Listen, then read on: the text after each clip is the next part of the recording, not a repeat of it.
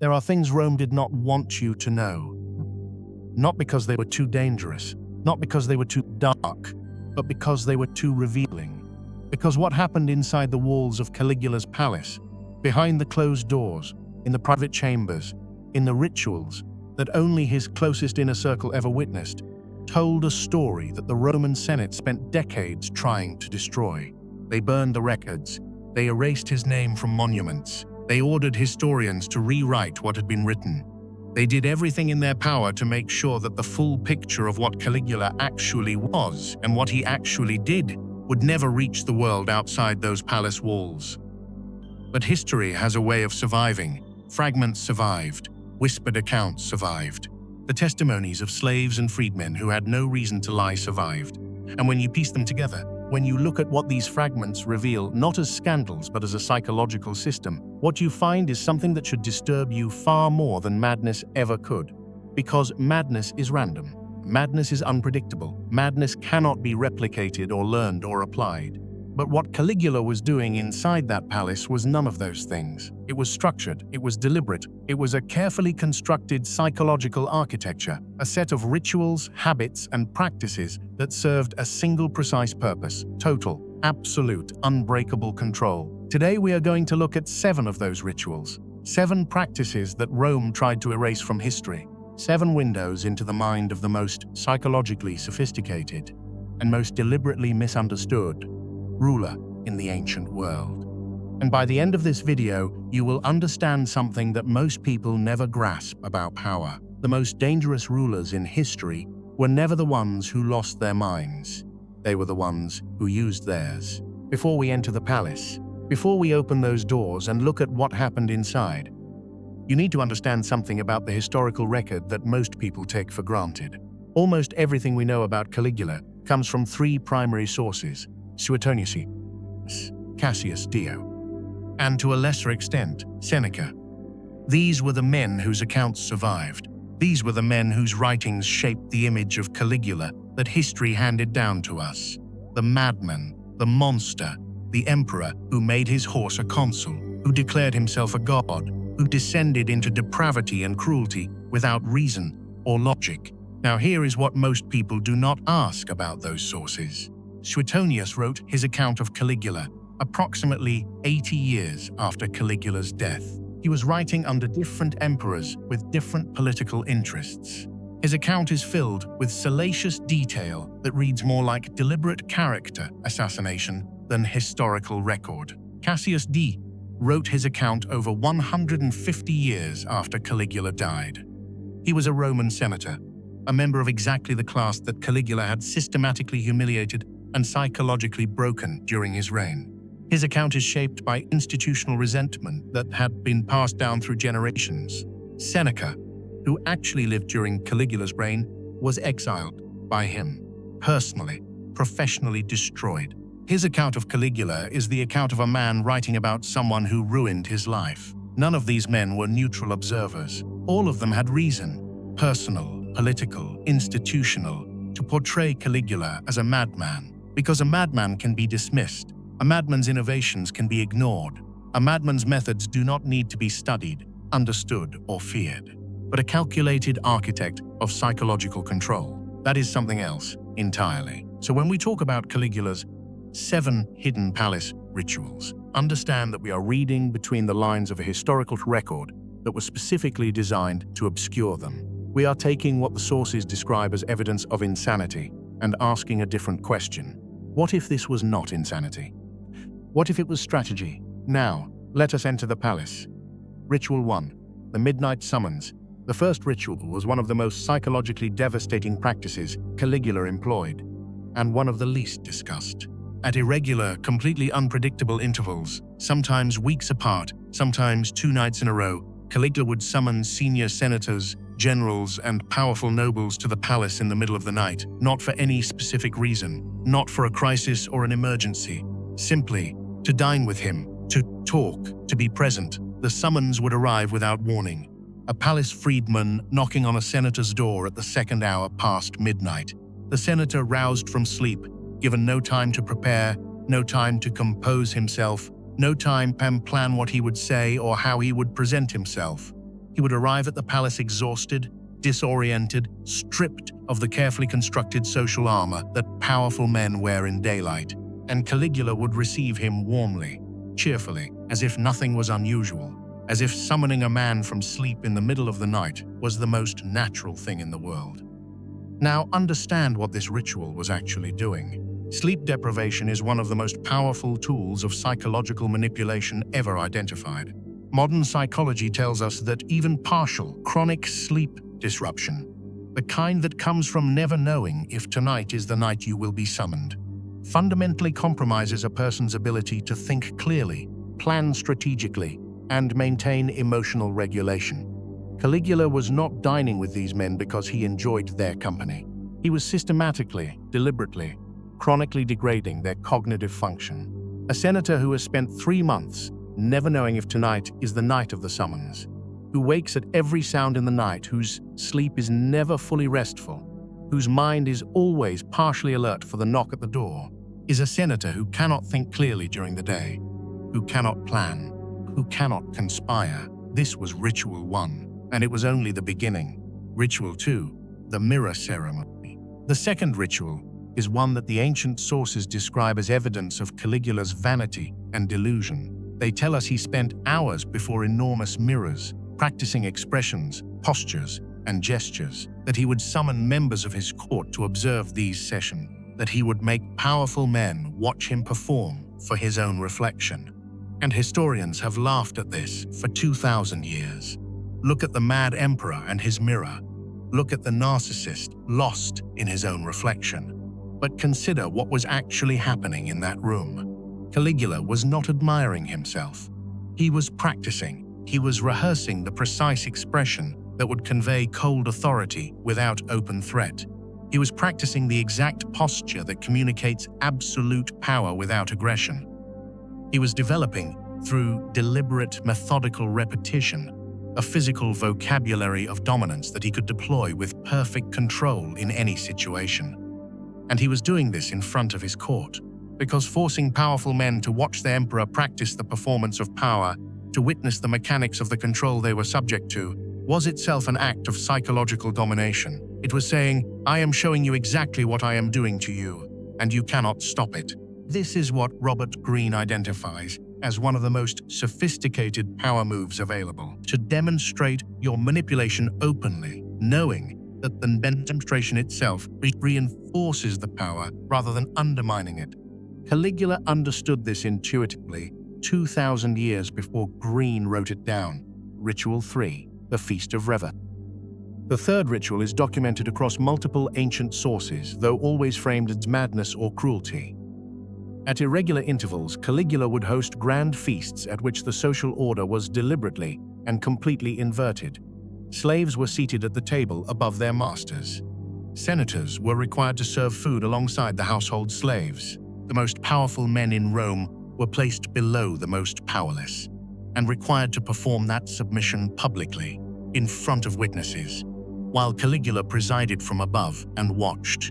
The ancient sources tell us this was humiliation for its own sake, entertainment for a sadistic emperor. But look at what it was actually accomplishing. Every time a senator was forced to serve food at Caligula's table, every time a man of ancient lineage and enormous social status was placed below a freedman, something was happening to his psychological relationship with his own identity. Identity is deeply connected to social position. The way powerful men understand themselves, their sense of worth, their confidence, their psychological stability, is inseparable from the social structures that confirm and reflect that power back to them. Caligula was not humiliating these men randomly. He was systematically destabilizing their psychological relationship with their own identity. A man who has been publicly placed below his own slaves, who has watched his colleagues witness that placement, carries that destabilization with him permanently. His confidence is compromised. His certainty about his own position is undermined. His psychological foundation, which was built on social structure, has been deliberately cracked. And a man with a cracked foundation cannot stand firmly against anything. Ritual 4, the whispered name. The fourth ritual is the most subtle and in many ways the most terrifying. Caligula maintained what his household called the list.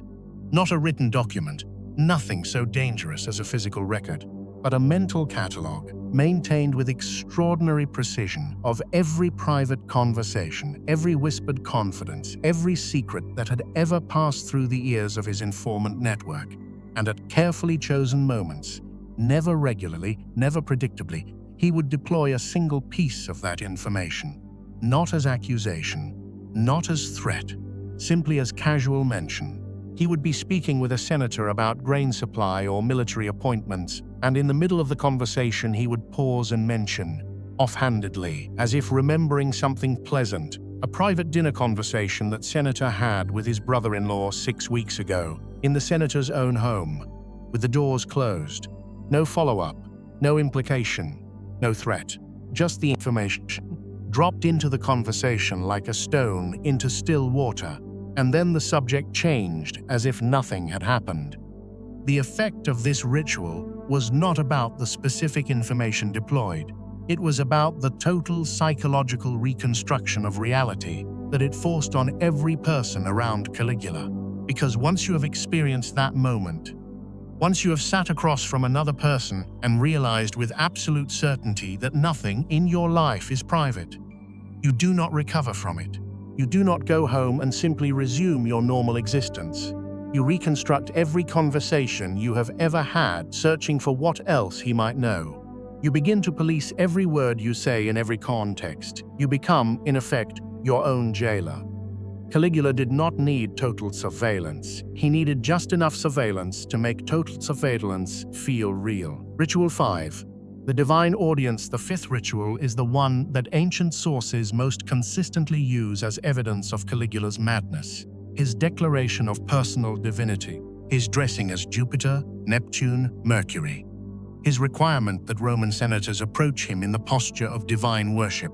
And if you accept the madness framework, if you believe this was a delusional man who genuinely believed he was a god, then, yes, it looks like insanity. But apply a different framework. Apply the framework of a man who understood that the most powerful form of control is not political, not military, not economic, but ontologic.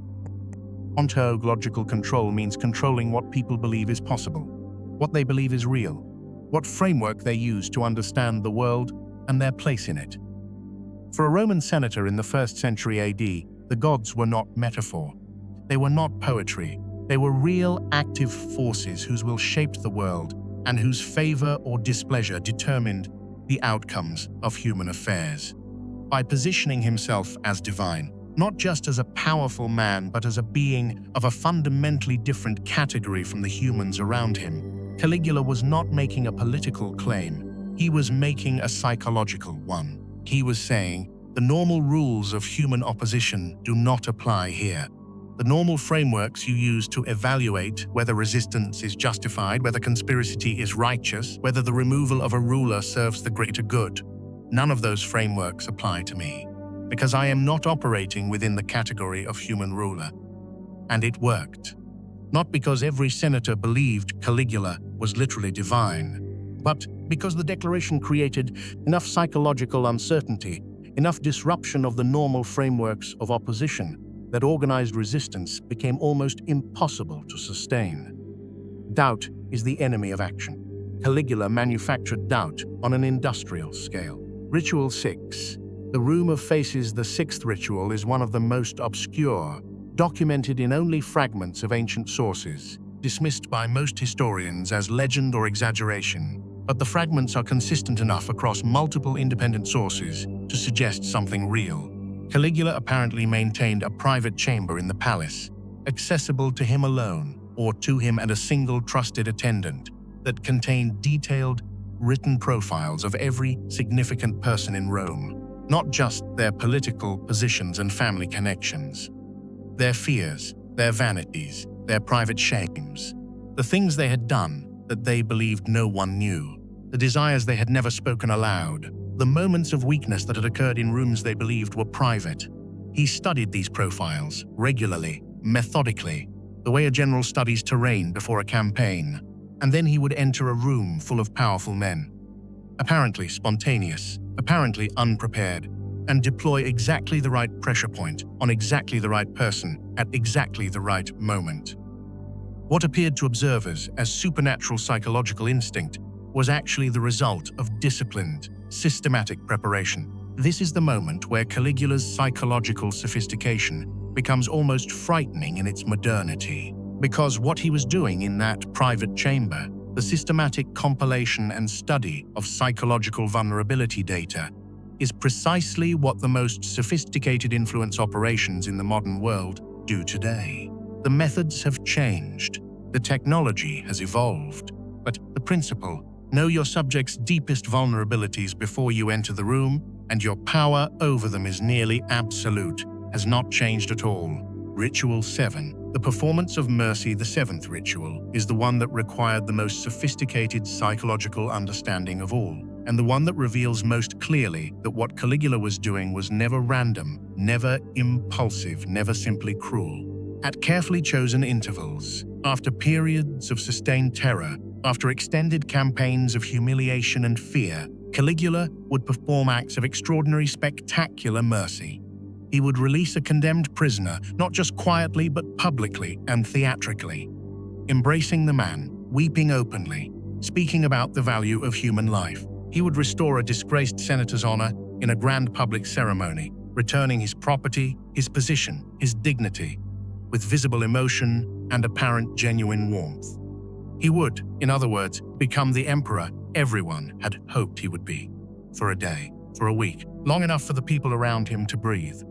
Long enough for the fear to release its grip slightly. Long enough for hope to re-establish itself. And then, without warning, without transition, the terror would resume. Modern psychology has a name for this pattern. It is called intermittent reinforcement, and it is the most psychologically addictive and the most psychologically destructive pattern that one human being can impose on another. Because the random alternation of terror and mercy does not produce hatred or resistance. It produces dependency. The people around Caligula did not spend their energy planning his removal. They spent their energy trying to be present for the next mercy, trying to position themselves correctly for the next period of grace, hoping, always hoping, that this time the warmth would last. They were psychologically addicted to the possibility of his approval. This is not a medieval phenomenon. This is not an ancient Roman peculiarity. This is the same mechanism that operates in every abusive relationship in the modern world. The same mechanism that keeps people in situations they know are destroying them. The same mechanism that makes intelligent, capable people unable to act against someone who is clearly harming them. Caligula did not discover this mechanism, but he ran it at a scale and with a precision that the ancient world had never seen. So why did Rome try to erase all of this? The official answer is that Caligula was a monster, and his memory deserved to be condemned. Damnatio memoriae, the formal Roman practice of erasing a ruler's name and image from public record, was applied to Caligula with unusual thoroughness. But consider what else damnatio memoriae accomplished. It did not just erase the man, it erased the methods.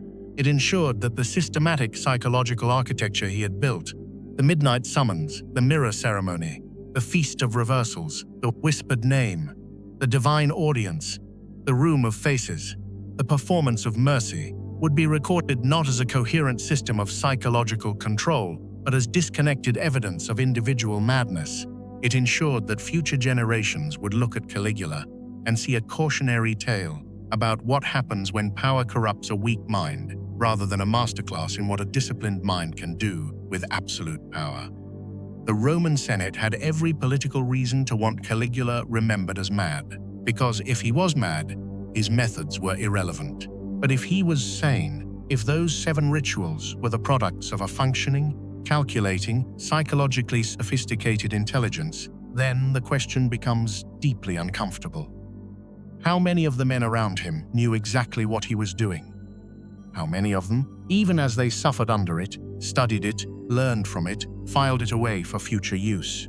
How many of the emperors who came after him, men who never displayed Caligula's obvious theatricality, men who ruled with apparent moderation and restraint, quietly employed the same mechanisms beneath a more socially acceptable surface? That is the question that Rome did not want asked. That is why they burned the records.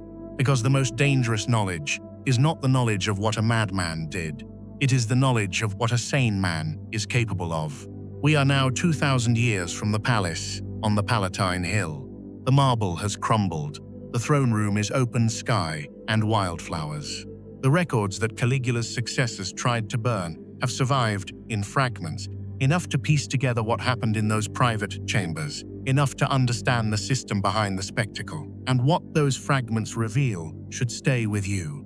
Not as history, not as ancient curiosity, as a lens. Because every one of those 7 rituals exists today. The midnight summons, the boss who calls at 11 p.m., who sets impossible deadlines, who keeps you in a permanent state of anticipatory anxiety that degrades your thinking and your resistance simultaneously.